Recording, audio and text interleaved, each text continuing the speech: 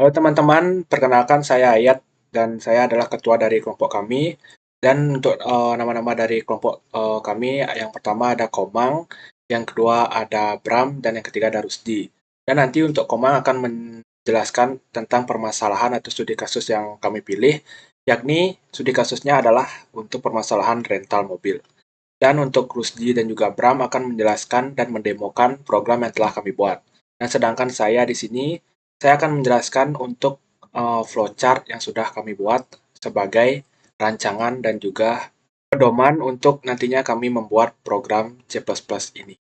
Jadi, langsung saja kita akan mulai dari Komang terlebih dahulu.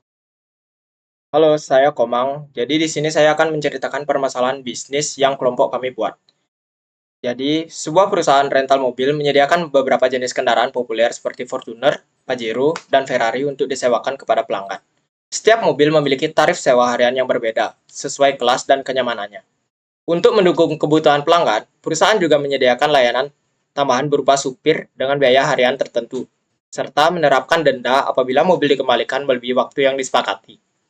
Selain itu, perusahaan ingin memberikan intensif kepada pelanggan dengan menerapkan sistem diskon otomatis. Jika pelanggan menyewa mobil lebih dari 3 hari, maka mereka berhak mendapatkan diskon sebesar 10%. Dan jika penyewa lebih dari 1 minggu, mereka berhak mendapatkan diskon sebesar 20%. Diskon ini hanya berlaku pada biaya sewa mobil, tidak termasuk biaya supir maupun denda keterlambatan.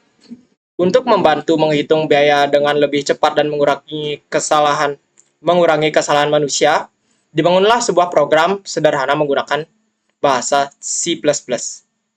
Program ini memungkinkan staf rental untuk mencatat pilihan mobil, lama sewa, layanan tambahan sopir, sewa, serta keterlambatan pengembalian.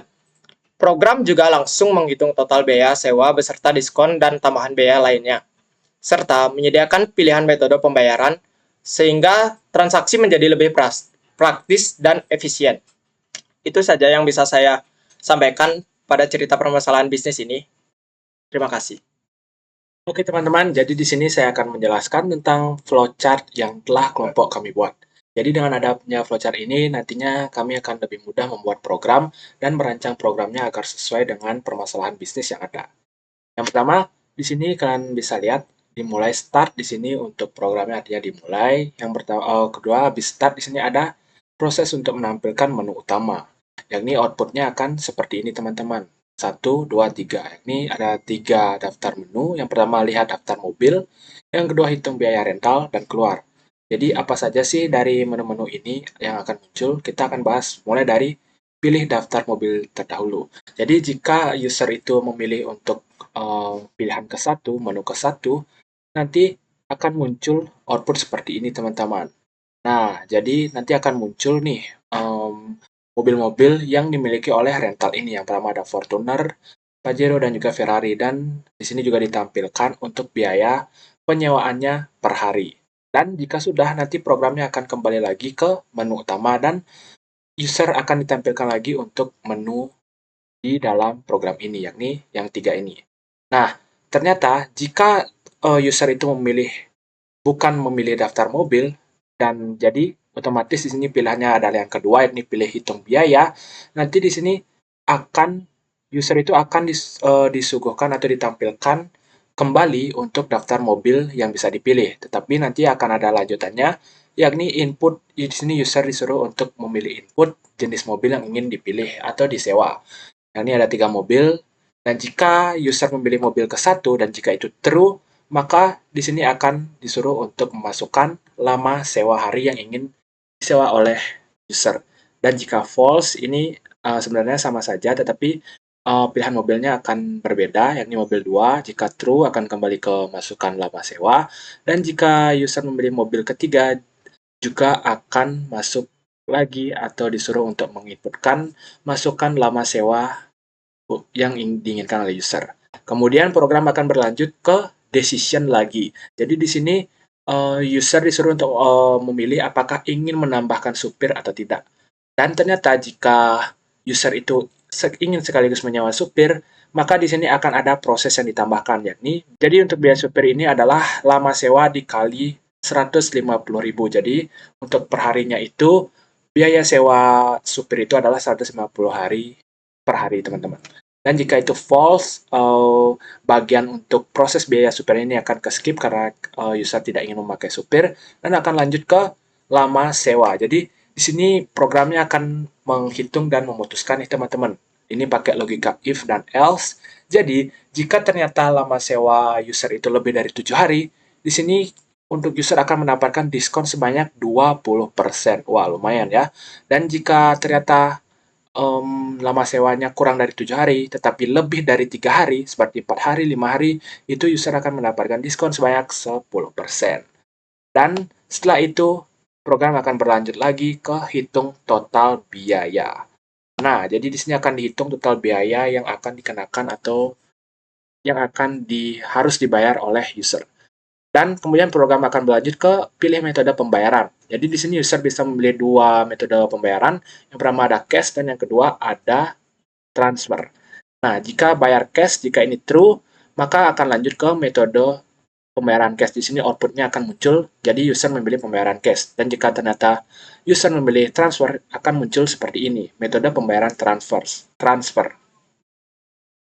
Dan jika keduanya salah atau misalkan user menginputkan angka 3 atau angka 4, nanti programnya akan otomatis kembali ke default. Jadi akan memunculkan output seperti ini, pilihan tidak valid dan defaultnya akan menjadi cash.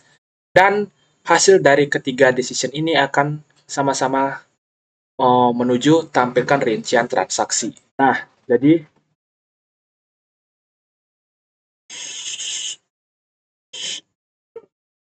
setelah program menampilkan rincian transaksi yang harus dibayarkan ke user, program akan kembali lagi ke menu utama dan itu akan terulang lagi jika user ingin menambah atau ingin menghitung biaya rental yang lain. Tetapi jika user ternyata memilih inputan atau pilihan ketiga, user akan diarahkan ke sini, teman-teman. Program akan membuat decision dan keputusan.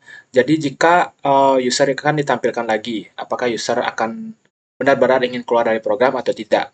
Dan jika user memilih tidak, maka program akan kembali lagi ke awal, yakni ke menu utama. Tetapi jika ternyata user itu memilih untuk benar-benar keluar dari program dan jika hasilnya akan true, maka di sini barulah program dari rental mobil kami ini akan berhenti.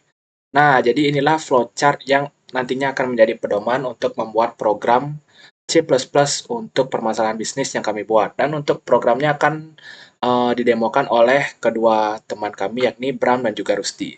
Oke, langsung aja kita akan demokan programnya. Perkenalkan, nama saya Bram dari kelompok ayat. Saya akan melanjutkan penjelasan dari ayat. Di sini ya daftar mobil. Nah, tampilan pada user akan tampilkan nomor 1 Fortuner 500.000 per hari, Pajero 700.000 per hari, Ferrari 2 juta per hari. Dan program mental mobil yang selanjutnya akan dijelaskan oleh Rusdi. Nah, jadi perkenalkan, nama saya Rusdi. Jadi saya akan melanjutkan pendemoan program yang habis dijelaskan tadi oleh Bram. Jadi saya akan menjelaskan pada pilihan yang nomor kedua. Nah, di sini di tampilan pertama, user disuruh memilih mobil dari ketiga yang di atas, yaitu yang pertama ada Fortuner, yang kedua Pajero, dan yang ketiga Ferrari. Nah, aku mau milih yang nomor pertama. Nah, dan tampilan yang kedua, di sini user disuruh memasukkan lama sewa. Jadi aku sih pengen menyewa 2 hari ya. Nah, di sini user juga akan ditanya pengen memakai supir atau enggak. Jadi kan user tuh masih pemula ya pakai mobil, takut hancur mobilnya. Jadi kalau aku sih pakai aja. Jadi aku bakalan milih Y. Dan di sini rincian transaksinya user akan ditampilkan, yaitu mobil ada Fortuner, lama sewa 2 hari, supir karena aku pakai supir jadinya ya, dan total biaya ada 1.300.000. Nah, di sini dan di tampilan akhirnya di sini user disuruh memilih metode pembayaran, yaitu yang pertama ada cash dan yang kedua transfer. Jadi aku memilih transfer sih, soalnya males megang cash. Nah, kan aku milih nomor 2. Nah, sudah selesai. Jadi nanti akan dilanjutkan lagi oleh Bram ya. Jadi di sini saya akan jelaskan nomor 3. Di sini tampilan